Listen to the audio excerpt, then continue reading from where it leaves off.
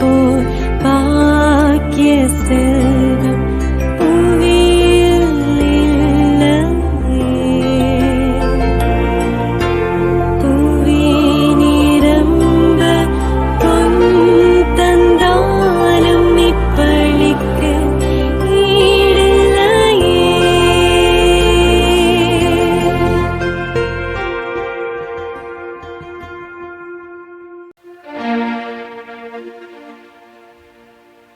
தந்தை மகன் தூய ஆவியாரின் பெயராலே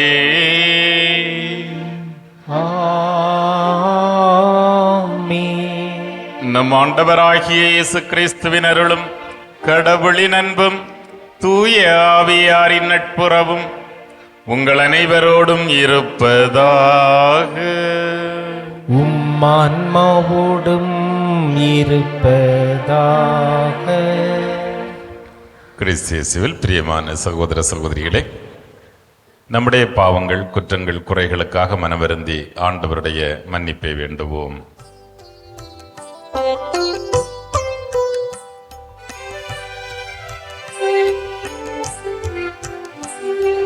கருணை காட்டுமையா, கவலை நீக்குமையா. கருணை காட்டுமையா, கவலை நீக்குமையா. ஆதாமின் பாவம் பொறுத்தது போல் அடியவர் பாவம் பொறுத்தருள்வார். கருணை காட்டுமையா, கவலை நீக்குமையா. எல்லாம் அல்ல இறைவன் நம் மீது இரக்கம் வைத்து நம் குற்றம் குறைகளை மன்னித்து தாம் வாக்களித்த நிலை வாழ்விற்கு நம்மை அழைத்து செல்வாராக. ஆமென். மன்றாடுவோமாக. இரக்கம் நிறைந்த இறைவா, ரோமை திரு அவையின் திரளான முதற்கனிகளை மறை சாட்சியரின் இரத்தத்தால் புனிதப்படுத்தினீரே. இத்தகைய துன்பமிக்க போராட்டத்தில் அவர்களிடம் விளங்கிய பற்றுறுதியில் நாங்களும் வலிமை பெற்று அவர்களின் வெற்றியில் என்று மகிழ்ந்திருக்கச் செய்வீராக. எங்கள் ஆண்டவராகிய கிறிஸ்து வழியாக உம்மை மன்றாடுகின்றோ. ஆமென். தீயவரோடு நீதிமான்களையும் சேர்த்து அழித்து விடுவீரோ. தொடக்க நூலிலிருந்து வாசகம். அதிகாரம் 18 திருவசனங்கள் 16 முதல் 33 வரை. 3 மனிதர்களும் எழுந்து சோதோமை நோக்கி சென்றார்கள். ஆபிரகாமும் உடன் சென்று அவர்களை வழி அனுப்பினார். அப்பொழுது ஆண்டவர், நான் செய்ய இருப்பதை ஆபிரகாமிடமிருந்து மறைப்பேனோ? ஆபிரகாமிடமிருந்தே வலிமை மிக்க மாபெரும் இனம் தோன்றும். அவன் மூலம் மண்ணுலகின் எல்லா இனத்தாரும் ஆசி பெற்றுக்கொள்வர். ஏனெனில் நீதி நேர்மை வழியில் நின்று எனக்கு கீழ்ப்படியும்படி தன் புதல்வருக்கும் தனக்கு பின் தன் வழிமரபினருக்கும் கற்றுத்தருமாறு ஆண்டவராகிய நான் ஆபிரகாமுக்கு வாக்களித்ததை அவன் நிறைவேற்றுவான் என்று தமக்குள் சொல்லிக் கொண்டார். ஆதலால் ஆண்டவர் ஆபிரகாமை நோக்கி, சோதோம் கொமோரோவுக்கு எதிராக பெரும் கண்டனக்குரல் எழும்பியுள்ளது. அவற்றின் பாவம் மிகவும் கொடியது. என்னை வந்தடைந்த கண்டனக்குரலின்படி அவர்கள் நடந்து கொண்டார்களா இல்லையா என்று அறிந்து கொள்ள நான் இறங்கிச் சென்று பார்ப்பேன் என்றார். அப்பொழுது அந்த மனிதர்கள் அவ்விடத்தை விட்டு சோதோமை நோக்கி சென்றார்கள். ஆபிரகாமும் ஆண்டவர் திருமுன் நின்று கொண்டிருந்தார். ஆபிரகாம் அவரை அணுகி கூறியதாவது, தீயவரோடு நீதிமான்களையும் சேர்த்து அழித்து விடுவீரோ? ஒருவேளை நகரில் 50 நீதிமான்களாவது இருக்கலாம். அப்படியானால் அதில் இருக்கிற 50 நீதிமான்களை முன்னிட்டாவது அவ்விடத்தை காப்பாற்றாமல் அழிப்பீரோ? தீயவர்களோடு நீதிமானையும் அழிப்பது உமக்கு ஏற்றதன்று. நீதிமான்களையும் தீயவர்களையும் சமமாக நடத்துவது உமக்கு உகந்தது அன்று. அனைத்துலகிற்கும் நீதி வழங்குபவர் நீதியுடன் தீர்ப்பு வழங்க வேண்டாமோ என்றார். அதற்கு ஆண்டவர், நான் சோதோம் நகரில் 50 நீதிமான்கள் இருப்பதாக கண்டால் அவர்களின் பொருட்டு முழுவதையும் காப்பாற்றுவேன் என்றார். அப்பொழுது ஆபிரகாம் மறுமொழியாக, தூசியும் சாம்பலுமான நான் என் தலைவரோடு பேச துணிந்து விட்டேன். ஒருவேளை அந்த 50 நீதிமான்களில் 5 பேர் குறைவாயிருக்கலாம். 5 பேர் குறைவதை முன்னிட்டு நகர் முழுவதையும் அழிப்பீரோ என்றார். அதற்கு அவர், நான் 45 பேரை அங்கே கண்டால் அழிக்க மாட்டேன் என்றார். மீண்டும் அவர் உரையாடலை தொடர்ந்து, ஒருவேளை அங்கே 40 பேர் மட்டும் காணப்பட்டால் என்ன செய்வீர் என்று கேட்க, ஆண்டவர், 40 நீதிமான்களின் பொருட்டு அதனை அழிக்க மாட்டேன் என்றார். அப்பொழுது ஆபிரகாம், என் தலைவரே, இன்னும் நான் பேச வேண்டும், சினமடைய வேண்டாம். ஒருவேளை அங்கே 30 பேரே காணப்பட்டால் என, அவரும் 30 பேர் அங்கே காணப்பட்டால் அழிக்க மாட்டேன் என்று பதிலளித்தார். அவர், என் தலைவரே, உம்மோடு அடியேன் பேச துணிந்து விட்டேன். ஒருவேளை அங்கே 20 பேர் காணப்பட்டால் என. அதற்கு அவர், 20 பேரை முன்னிட்டு நான் அழிக்க மாட்டேன் என்றார். அதற்கு அவர், என் தலைவரே, சினமடைய வேண்டாம், இன்னும் ஒரே ஒரு தடவை மட்டும் என்னை பேசவிடும். ஒருவேளை அங்கு 10 பேர் மட்டும் காணப்பட்டால் என. அவர் அந்த 10 பேரை முன்னிட்டு அழிக்க மாட்டேன் என்றார். ஆபிரகாமோடு பேசி முடித்த பின் ஆண்டவர் அவரை விட்டு சென்றார். ஆபிரகாமும் தம் இடத்திற்கு திரும்பிச் சென்றார். ஆண்டவரின் அருள்வாக்கு. இறைவனுக்கு நன்றி.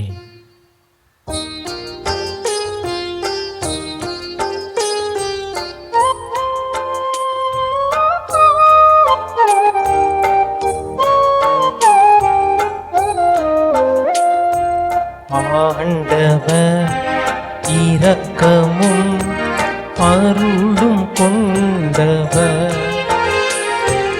ஆண்டவர் இரக்கமும் அருளும் கொண்டவர்.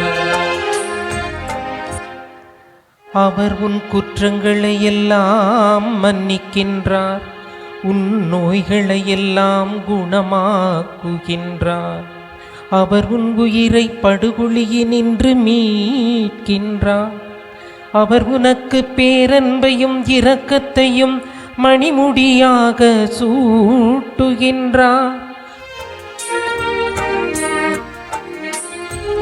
ஆண்டவர் இரக்கமும் அருளும் கொண்டவர்.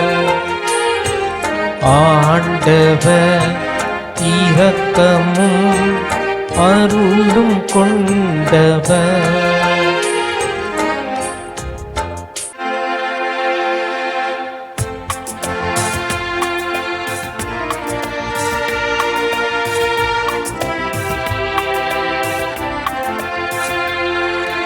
அல்லேலூயா, அல்லேலூயா, அல்லேலூயா, அல்லேலூயா, அல்லேலூயா, அல்லேலூயா, அல்லேலூயா, அல்லேலூயா.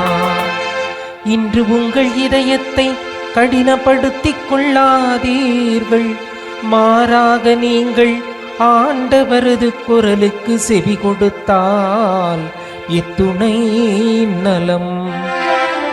அல்லேலூயா அல்லேலூயா அல்லேலூயா அல்லேலூயா. ஆண்டவர் உங்களோடு இருப்பாராக. உம்மான்மாவோடும் இருப்பாராக. மத்தேயு எழுதிய பரிசுத்த நற்செய்தியிலிருந்து வாசகம். ஆண்டவரே மாட்சி உமக்கே. மத்தேயு நற்செய்தி அதிகாரம் 8 இறைவார்த்தைகள் 18 முதல் 22 முடிய. இயேசு திரளான மக்கள் தம்மை சூழ்ந்திருப்பதைக் கண்டு மறுகரைக்கு செல்ல சீடர்களுக்கு கட்டளையிட்டார். அப்பொழுது மறைநூல் அறிஞர் ஒருவர் வந்து, போதகரே, நீர் எங்கே சென்றாலும் நானும் உம்மை பின்பற்றுவேன் என்றார். இயேசு அவரிடம், நரிகளுக்கு பதுங்கு குழிகளும் வானத்து பறவைகளுக்கு கூடுகளும் உண்டு, மானிட மகனுக்கோ தலை சாய்க்க கூட இடமில்லை என்றார். இயேசுவின் சீடருள் மற்றொருவர் அவரை நோக்கி, ஐயா, முதலில் நான் போய் என் தந்தையை அடக்கம் செய்துவிட்டு வர அனுமதியும் என்றார். இயேசு அவரை பார்த்து, நீர் என்னை பின்பற்றி வாரும், இறந்தோரை பற்றி கவலைப்பட வேண்டாம், அவர்கள் அடக்கம் செய்யப்படுவார்கள் என்றார். இது கிறிஸ்து வழங்கும் வாழ்வு தரும் நற்செய்தி. கிறிஸ்துவே உமக்கு புகழ். கிறிஸ்து இயேசுவில் பிரியமான சகோதர சகோதரிகளே,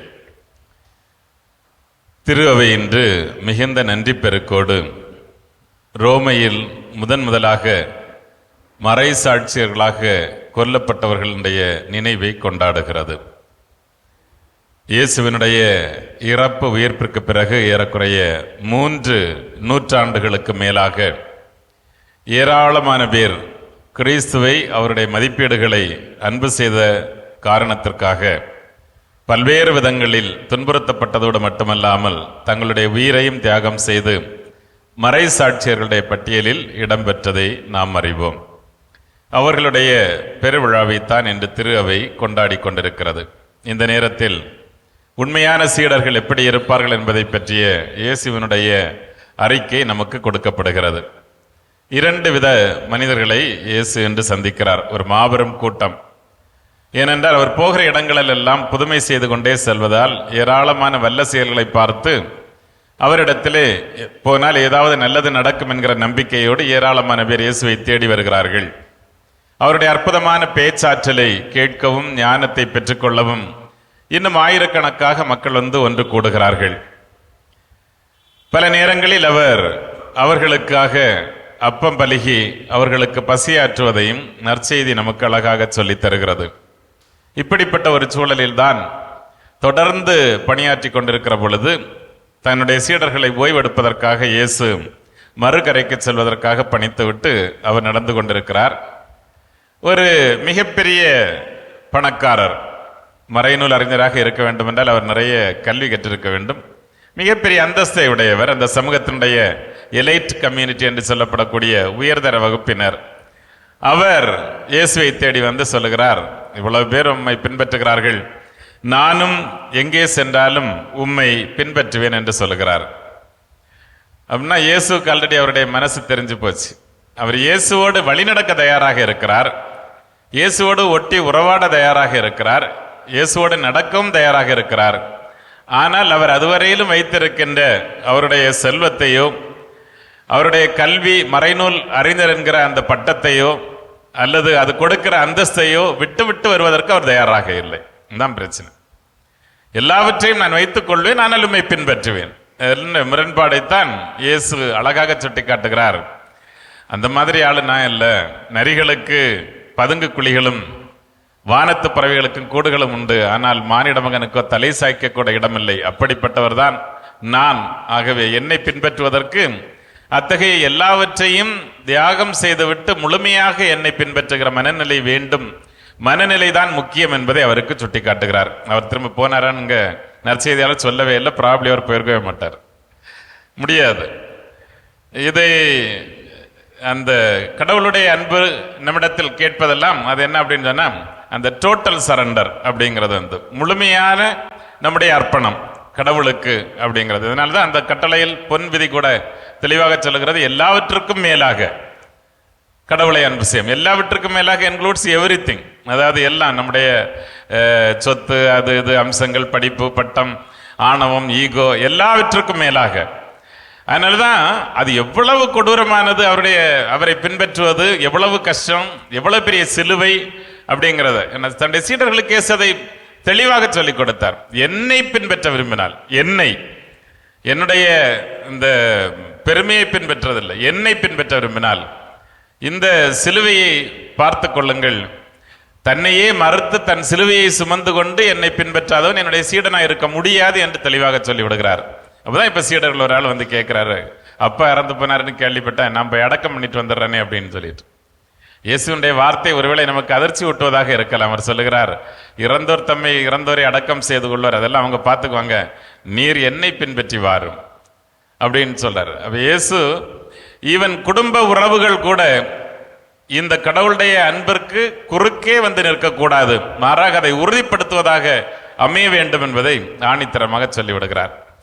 இந்த சீடத்துவம் தான் இயேசு நம்மிடத்தில் எதிர்பார்க்கிற ஒரு சீடத்துவம். அதைத்தான் சரியாக புரிந்து கொண்டவர்கள் முதல் 3 நூற்றாண்டில் எத்தனை விதமான கொடிய வாதைகளால் அவர்கள் துன்புறுத்தப்பட்ட பொழுதும் முட்டையடிக்கப்பட்டார்கள், உடல் உறுப்புகள் துண்டிக்கப்பட்டன, உயிரை எடுத்தார்கள், எண்ணெய் சட்டியில் போட்டு வறுத்தார்கள், நம்முடைய காட்டு விலங்குகளுக்கு இரையாக தூக்கி எறியப்பட்டார்கள்.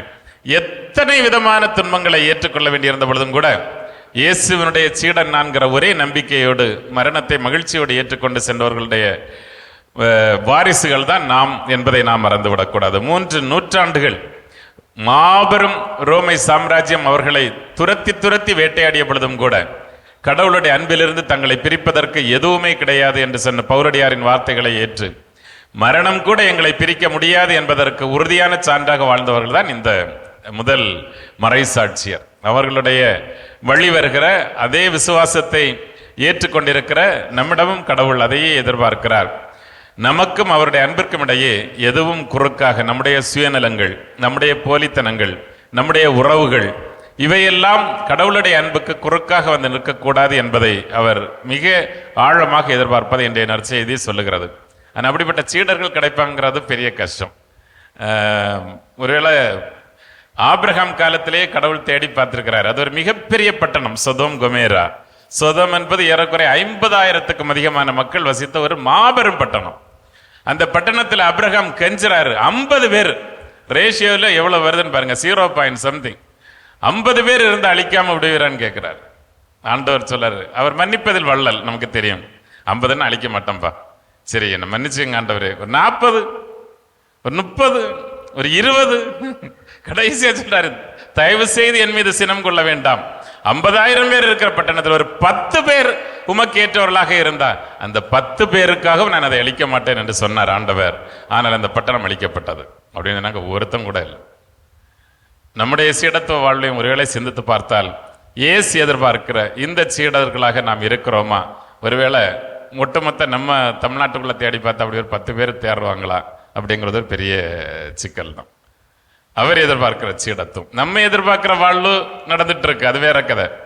நம்ம பல நேரம் ஜஸ்டிஃபை பண்ணிக்கிடுவோம், என்னால் அப்பதான் முடியாது, இதை விட முடியாது, அதை பார்க்காம முடியாது, இப்படியெல்லாம் நம்ம நிறைய ஜஸ்டிஃபை பண்ணிக்கிட்டே இருப்போம். ஆனால் இறைவனுக்கும் மனிதனுக்கும் உரிய உறவு என்று வருகிற பொழுது ஆண்டவர் அந்த சிலுவை சுமக்கிற உறவையை நமக்கு கற்றுத்தருகிறார். அதில் நாம் மட்டும் சுமப்பதில்லை, உன்னோடு நானும் இருக்கிறேன் என்று ஆண்டவர் நமக்கு சொல்லுகிறார். அதை சுமப்பதற்குரிய ஆற்றலை தருவதுதான் இந்த திருப்பிடத்திலே நாம் உடைக்கப்படுகின்ற, தினந்தோறும் உடைக்கப்படுகின்ற ஆண்டவருடைய உடலும் இரத்தம்.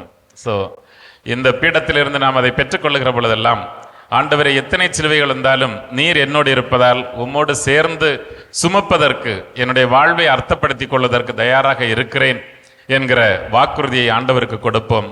மற்ற அனைத்தையும் ஆண்டவர் பார்த்து கொள்வார். ஆண்டவருடைய அதிமிகு இரக்கத்திற்காக தொடர்ந்து பலியிலே மன்றாடுவோம். நம்மையும் நம் குடும்பங்களையும் இறைவன் ஆசீர்வதிப்பாராக. ஆமென்.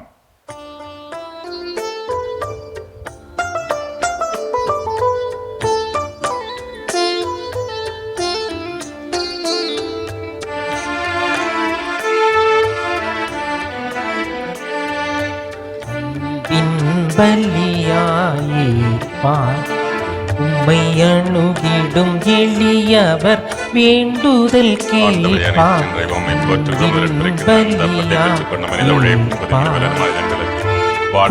படும் மனதின் துயர் தணிப்பார்.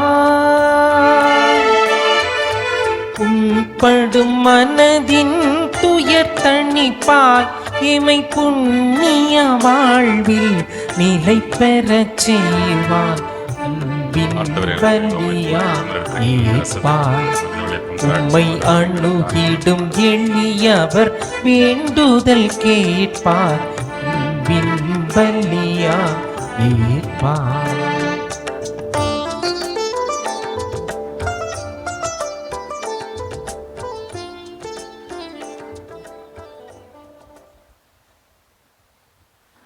சகோதர சகோதரிகளே, என்னுடையதும் உங்களுடையதுமான தெய்வீக பலி எல்லாம் வல்ல நம் தந்தையாகிய இறைவனுக்கு ஏற்றதாகும்படி மன்றாடுங்கள்.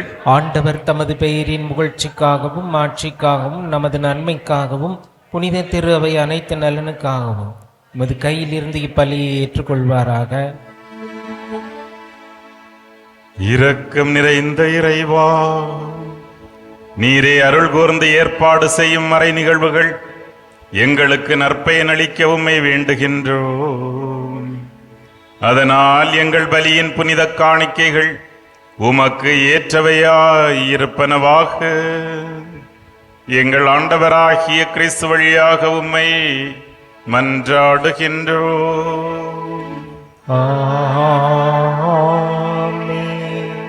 ஆண்டவர் உங்களோடு இருப்பாராக, ஆன்மாவுடன் இருப்பாராக. இதை எங்களை மேலே எழுப்புங்கள். ஆண்டவரிடம் எழுப்பியுள்ளோம். நம் இறைவனாகிய ஆண்டவருக்கு நன்றி கூறுவோம். அது தகுதியும் நீதியும் ஆனதே. ஆண்டவரே, தூயவரான தந்தையே, என்றுமுள்ள எல்லாம் வல்ல இறைவா, எங்கள் ஆண்டவராகிய கிறிஸ்து வழியாக எந்நாளும் எவ்விடத்திலும் நாங்கள் உமக்கு நன்றி செலுத்துவது மெய்யாகவே தகுதியும் நீதியுமாகும்.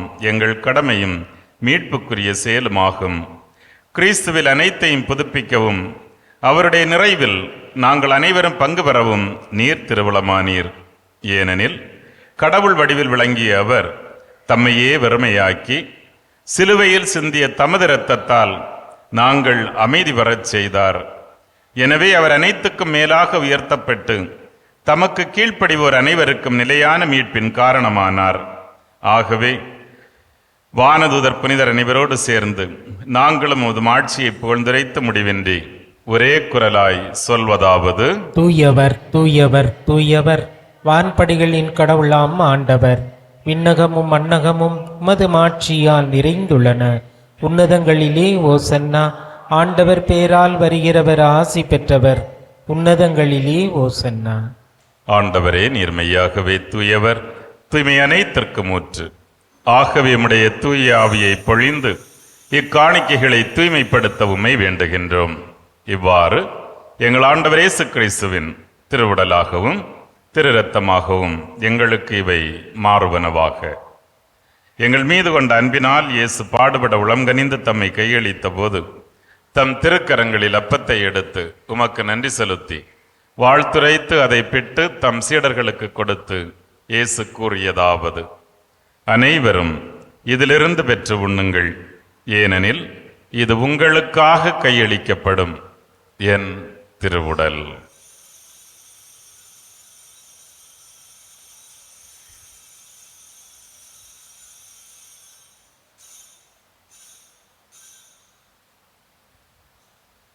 அவ்வண்ணமே இரவு விருந்தை அருந்திய பின் தம் திருக்கரங்களில் கிண்ணத்தையும் எடுத்து மீண்டும் உமக்கு நன்றி செலுத்தி தம் சீடர்களுக்கு கொடுத்து இயேசு கூறியதாவது: அனைவரும் இதிலிருந்து பெற்று பருகுங்கள், ஏனெனில் இது புதிய நிலையான உடன்படிக்கைக்குரிய என் இரத்தத்தின் கிண்ணம்.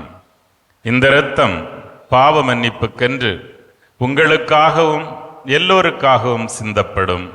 இதை என் நினைவாகச் செய்யுங்கள்.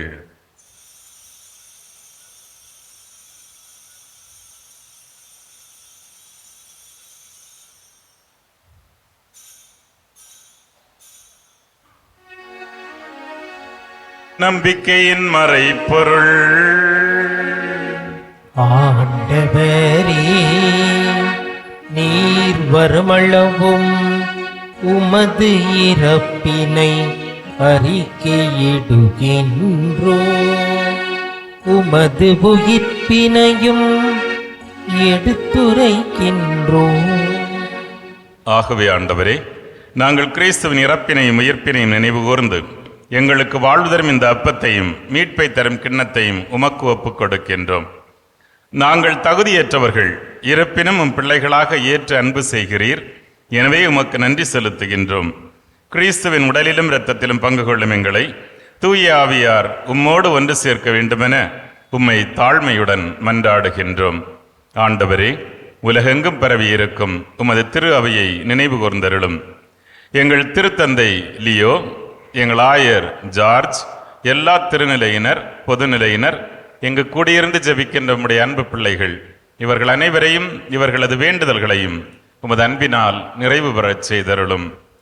உயிர்த்தெழும் நம்பிக்கையோடு இறந்து போன எங்கள் சகோதர சகோதரிகளையும் எங்கள் குடும்பங்களிலிருந்து இறந்தோர் அனைவரையும் இரக்கத்துடன் நினைவு கூர்ந்து உமது திருமுக ஒளியினுள் ஏற்றருளும்.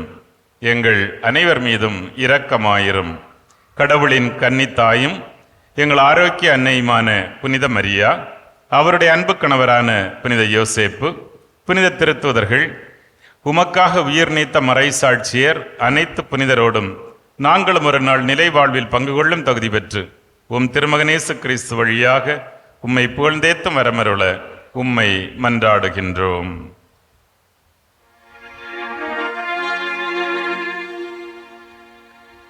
இவர் வழியாக இவரோடு இவரில் எல்லாம் வல்ல இறைவனாகிய தந்தையே,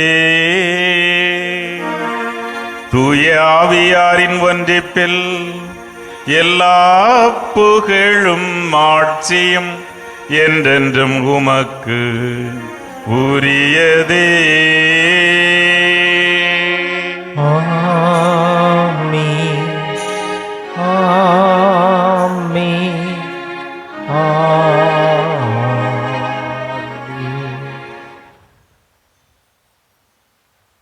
இறைவனே நமது தந்தை, நாம் அவரது பிள்ளைகள் என்ற நம்பிக்கையோடு விண்ணகத் தந்தையை நோக்கி மன்றாடுவோம்.